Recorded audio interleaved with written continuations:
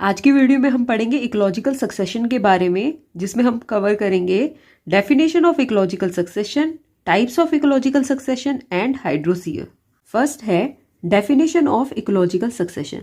देखो इस डेफिनेशन में ये लिखा हुआ है कि एक एरिया है, ठीक है, वहां पर एक पर्टिकुलर सीक्वेंस में बहुत सारी कम्युनिटीज डेवलप हो रही हैं और एक कम्युनिटी दूसरी कम्युनिटी को रिप्लेस कर रही है जब तक कि कोई स्टेबल कम्युनिटी उस एरिया में इस्टेब्लिश नहीं हो जाती। इस पूरी प्रोसेस को ही बोलते हैं इकोलॉजिकल सक्सेशन।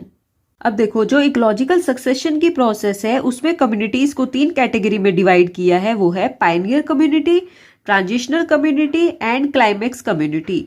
फर्स्ट है पायनियर कम्युनिटी। देखो एक एरिया है जहां पर कभी भी पहले कोई कम्युनिटी इस्टेब्लिश नहीं हुई है। उस एरिया में जो फर्स्ट कम्युनिटी डेवलप होती है उस कम्युनिटी को बोलते हैं पायनियर कम्युनिटी। सेकंड है ट्रांजिशनल कम्युनिटी। जो ट्रांजिशनल कम्युनिटी है ये Pioneer community and climax community के बीच की कम्युनिटी होती है, ठीक है। अब इस डायग्राम में समझो, जो फर्स्ट कम्युनिटी है ये है पायनियर कम्युनिटी एंड जो 10th कम्युनिटी है ये है क्लाइमेक्स कम्युनिटी। अब फर्स्ट एंड 10th के बीच में कितनी सारी कम्युनिटी आई है, second, third, fourth, fifth, six, seventh, eighth, ninth. ये सभी सेकंड से लेकर 9th के बीच में जो ये कम्युनिटी है ये है ट्रांजिशनल कम्युनिटी। एक ट्रांजिशनल कम्युनिटी ने दूसरी ट्रांजिशनल कम्युनिटी को रिप्लेस किया है जब तक कि कोई स्टेबल कम्युनिटी नहीं आ गई। थर्ड है क्लाइमेक्स कम्युनिटी। ये जो क्लाइमेक्स कम्युनिटी है ये लास्ट और स्टेबल कम्युनिटी होती है उस एरिया की, जो उस एरिया में इस्टेब्लिश हो गई है। नेक्स्ट है types of succession. Succession 4 types का होता है: primary succession, secondary succession, autogenic succession and allogenic succession. First है प्राइमरी सक्सेशन। प्राइमरी सक्सेशन में क्या होता है? देखो ऐसा एरिया जहां पर पहले कभी भी कोई लिविंग मैटर प्रेजेंट नहीं था, उस एरिया में प्लांट्स का फर्स्ट ग्रुप इस्टेब्लिश हो गया, तो प्लांट्स के उस फर्स्ट ग्रुप को क्या बोलेंगे? पायनियर्स, ठीक है। अब देखो ऐसा एरिया जहां पर कभी कोई लिविंग मैटर प्रेजेंट नहीं था, वो एरिया बनता कैसे है?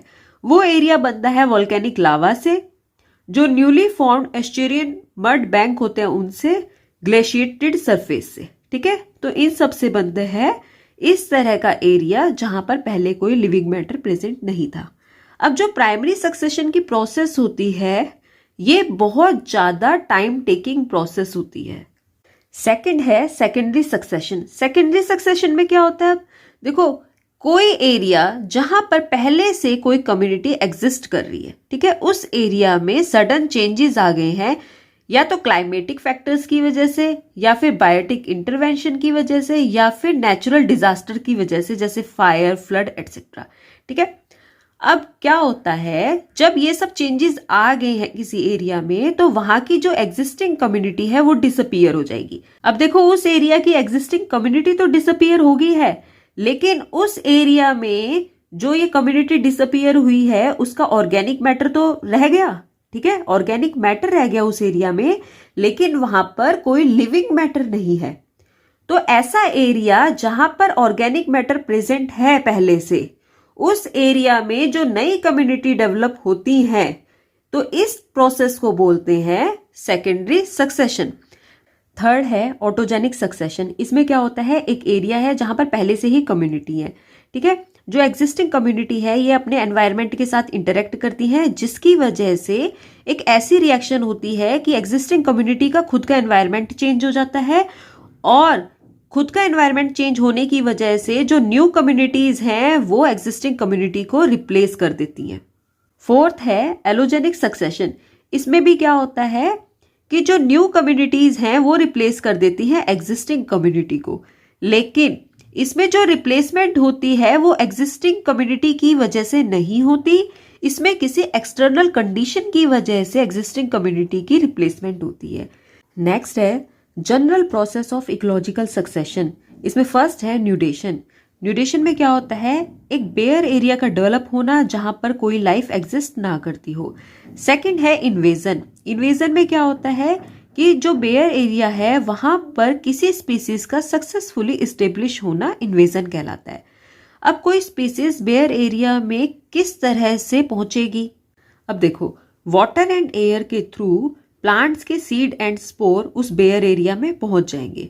ठीक है, तो इस चीज को क्या बोलते हैं, डिस्पर्सल।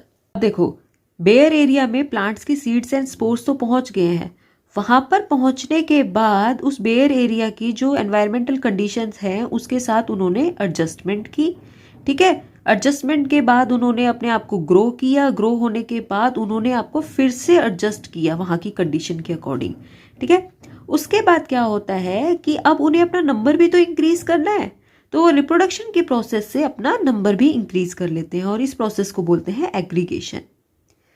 थर्ड पॉइंट है कंपटीशन।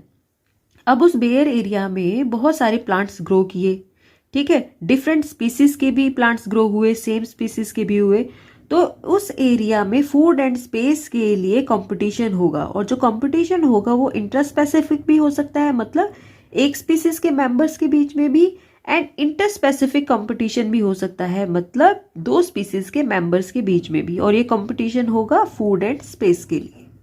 नेक्स्ट है रिएक्शन। देखो, अब उस बेयर एरिया में एग्जिस्टिंग कम्युनिटी है, ठीक है, अगर उस एरिया के एनवायरनमेंट में कोई मॉडिफिकेशन हो जाती है तो जो एग्जिस्टिंग कम्युनिटी है उसके लिए जो एनवायरनमेंट है वो लेस फेवरेबल हो जाएगा। ठीक है, जैसे ही एनवायरनमेंट उस एग्जिस्टिंग कम्युनिटी के लिए लेस फेवरेबल हुआ तो जो एग्जिस्टिंग कम्युनिटी है वो रिप्लेस हो जाएंगी न्यू कम्युनिटी से। नेक्स्ट है स्टेबलाइजेशन। इसमें क्या होता है कि जो फाइनल कम्युनिटी है उस एरिया के एनवायरमेंटल कंडीशन के अकॉर्डिंग अपने आप को मेंटेन करके रखती है और वहां पर सक्सेसफुली स्टेब्लिश हो जाती है। इस तरह की कम्युनिटी को बोलते हैं स्टेबल कम्युनिटी और क्लाइमैक्स कम्युनिटी। नेक्स्ट हम पढ़ेंगे हाइड्रोसीयर क्या होता है। इसमें क्या होता है कि कोई भी न्यूली फॉर्म्ड पॉन्ड और लेक है उसमें इकोलॉजिकल सक्सेशन कैसे होता है, मतलब उसमें पायनियर कम्युनिटी से स्टेबल कम्युनिटी तक फॉर्मेशन कैसे होती है, ये आता है हाइड्रोसीयर में। इसकी 7 स्टेजेस होती हैं, plankton stage, rooted submerged stage, rooted floating stage, reed swamp stage, सीज meadow stage, woodland stage and forest stage. किसी भी न्यूली फॉर्म्ड लेक या पॉन्ड में इकोलॉजिकल सक्सेशन कैसे होता है ये हम इस डायग्राम से समझेंगे। फर्स्ट स्टेज है प्लैंकटन स्टेज। इस स्टेज में क्या होता है कि जो इंसिस्टेड स्पोर्स होते हैं ये वाटर में जाके जर्मिनेट कर जाते हैं, ठीक है, तो फाइटोप्लैंक्टन्स की फॉर्मेशन हो जाती है। तो जो फाइटोप्लैंक्टन्स है ये पायनियर कम्युनिटी है, ठीक है। अब देखो, जो फाइटोप्लैंक्टन्स है उनकी पॉपुलेशन इंक्रीज होती रहती है। जो एक्वेटिक एनिमल्स हैं वो इन फाइटोप्लैंक्टन्स को खाते हैं जिससे इनकी जो पॉपुलेशन है वो रेगुलेटेड रहती है, ठीक है। अब फाइटोप्लैंक्टन की डेथ हो रही है, उससे ऑर्गेनिक मैटर प्रोड्यूस हो रहा है। ये ऑर्गेनिक मैटर पॉन्ड के बॉटम में चला जाता है, वहां पर इस ऑर्गेनिक मैटर से मड की फॉर्मेशन होती है। ये जो मड है ये नेक्स्ट स्टेज की ग्रोथ के लिए फेवरेबल होता है। सेकेंड स्टेज है रूटेड समर्स स्टेज। डायग्राम में देखो, ये है रूटेड समर्स प्लांट। इसमें क्या होता है कि जो प्लांट है उसमें रूट की फॉर्मेशन होगी है और ये बॉटम में है रूट, ठीक है, और जो प्लांट है ये फुली वाटर में सबमर्ज्ड होता है, ठीक है। अब इस प्लांट की भी जब डेथ हो जाती है तो इसकी भी जो डेब्रीज है, ऑर्गेनिक मैटर है, ये भी पॉन्ड के बॉटम में जाके मड की फॉर्मेशन कर देता है, जिससे पॉन्ड का जो बॉटम लेवल है वो धीरे धीरे इंक्रीज होता रहता है, जो कि नेक्स्ट स्टेज की ग्रोथ के लिए फेवरेबल होता है। थर्ड स्टेज है रूटेड फ्लोटिंग स्टेज। इस स्टेज के जो प्लांट्स होते हैं उनमें रूट्स होती हैं और वो फ्रीली वाटर की सरफेस पे फ्लो करते रहते हैं। फोर्थ स्टेज है रीड स्वैम्प स्टेज। इस स्टेज को एम्फीबियस स्टेज भी बोलते हैं। अब इस स्टेज में क्या होता है कि जो प्लांट की रूट है वो तो पॉन्ड के बॉटम में जो मड है उसके अंदर अटैच रहती है, ठीक है, लेकिन जो प्लांट के बाकी पार्ट हैं वो एयर में फ्रीली एक्सपोज करते हैं।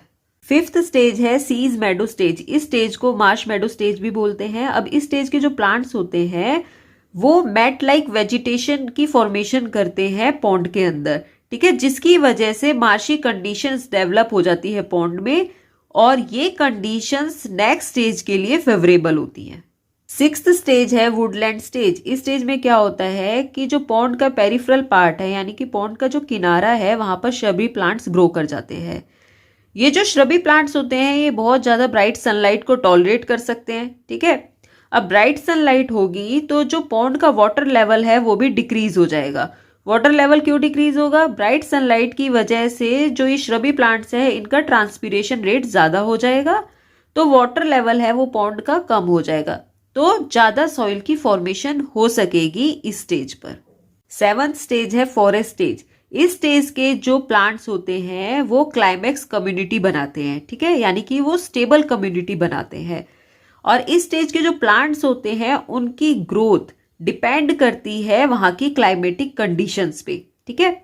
अब देखो, किसी एरिया की जो क्लाइमेटिक कंडीशन होगी उसी के अकॉर्डिंग ही वहां पर फॉरेस्ट की फॉर्मेशन होगी। फॉर एग्जाम्पल, अगर कहीं पर मॉडरेट रेनफॉल है तो वहां पर ट्रॉपिकल डेसिडुअस फॉरेस्ट होंगे। अगर हैवी रेनफॉल है तो वहां पर ट्रॉपिकल रेन फॉरेस्ट होंगे। अगर टेम्परेट रीजन है तो वहां पर मिक्स्ड फॉरेस्ट होंगे।